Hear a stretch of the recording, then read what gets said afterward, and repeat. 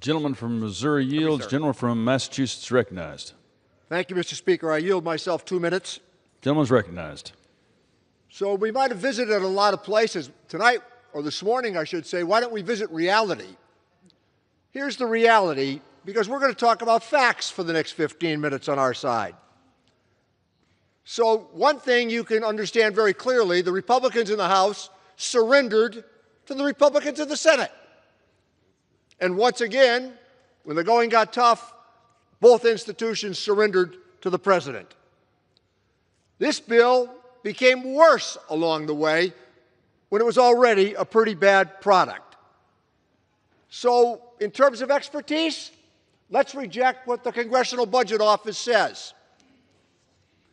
Let's reject what the Joint Committee on Taxation might have to say. And of course, when the going gets tough, let's blame the Federal Reserve Board because of interest rates. So under this bill, here's a fact, Mr. Speaker. If you made $1 million last year, you're going to make a plus of $96,000 in the next tax filing season. That's a fact. But here's the real fact and the scam that's being presented to the American people with this legislation. So if you made under $50,000 last year, you're going to get 68 cents a day in terms of your tax relief. The Senate was too generous. They were at 73%, so the House wanted to go back to, on the Republican side, 68 cents. Here's the real kicker. For a party that has preached fiscal rectitude that I've listened to in all my years here, voting for the balanced budget amendment, taking up all of these pursuits in terms of fiscal rectitude, they're borrowing $5 trillion additional dollars to pay for a tax cut for the wealthiest amongst us. $5 trillion is being added to the debt. I call attention to that because they're taking away health insurance from poor people. Hospitals are going to suffer. Medicare is going to be cut. The child credit will leave out the poorest. And seniors are threatened with much of the necessities of everyday life. SNAP, Medicaid, Medicare, and the ACA are all about to be gutted in the name of a tax cut for the wealthiest amongst us. I preserve the balance of my time, Mr. Speaker. Reserves. Gentleman from Missouri is recognized. I yield 1 minute to the gentleman from Tennessee, Mr. Kustoff. Gentleman from Tennessee is recognized for 1 minute. Thank you, Mr. Speaker. And I want to congratulate the leadership of Chairman Jason Smith getting this bill to the floor.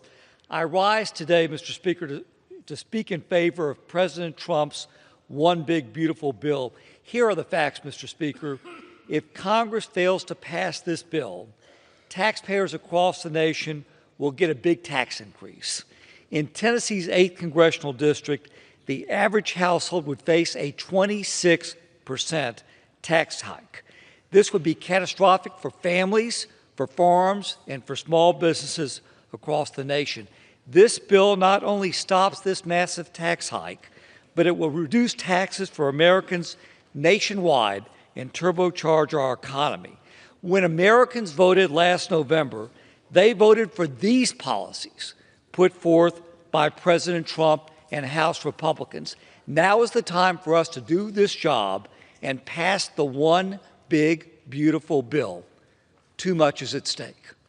And with that, I'll yield back. Thank you. Gentleman yields. Gentleman from Massachusetts recognized. Mr. Speaker, I yield 1 minute to the very distinguished gentleman from California, Mr. Thompson. Gentleman from California is recognized for 1 minute. Thank you, gentleman, for yielding. Mr. Speaker, this bill shamelessly hurts our constituents, cuts health care for 17 million Americans, closes 1 in 4 nursing homes and many rural hospitals. It rips nutrition assistance away from 11 million Americans.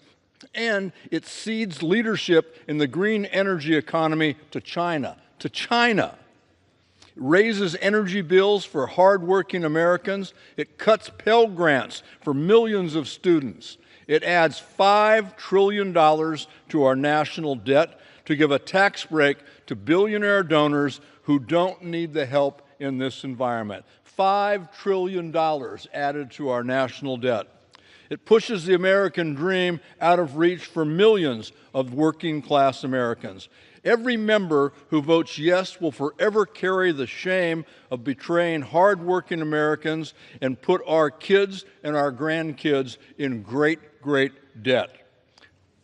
I urge a no vote on this bill. It's bad for our constituents. It's bad for America. It's bad for our future. And I yield back. Gentleman yields. Gentleman from Missouri is recognized. I yield 1 minute to the gentleman from Nebraska, Mr. Smith. Gentleman from Nebraska is recognized for 1 minute. Thank you. I thank the chairman for the diligent work he has done in bringing folks together, hearing from all members, and helping formulate a bill that is great for America, great for workers, where we know that what we did in 2017 increased wages for workers at an amount even better proportionately than high-income folks. I also want to point out that my colleagues across the aisle voted for a large portion of this bill last year. Now, there's various criticisms that they've kind of pivoted, I guess, a bit.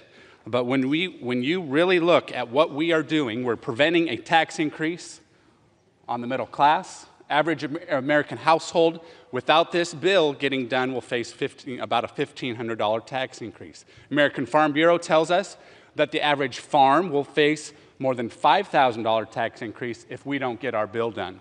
Mr. Speaker, this is the right thing to do. This is great for America. I yield back. Gentleman yields. Gentleman from Massachusetts. Thank you, Mr. Speaker. Let me yield 1 minute to the distinguished gentleman from Chicago, Illinois, Mr. Davis. Gentleman from Illinois is recognized for 1 minute.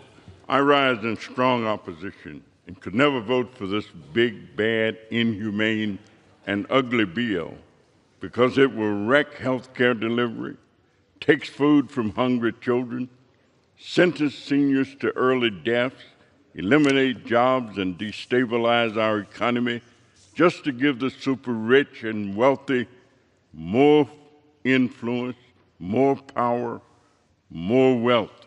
It takes from the poor, from the disabled, from the sick, from the hungry, and gives to the wealthy. This bill is cruel, it is immoral, it is a crime about to happen, it is draconian, it is dangerous, it is criminal. So if you want to stop crime, vote no, as I will, and I yield back. Gentleman yields. Gentleman from Missouri is recognized.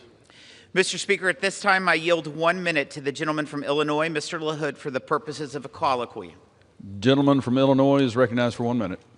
Mr. Speaker, I rise to enter into colloquy with the gentleman from Missouri regarding the termination of the commercial clean vehicles credit in the One Big Beautiful bill.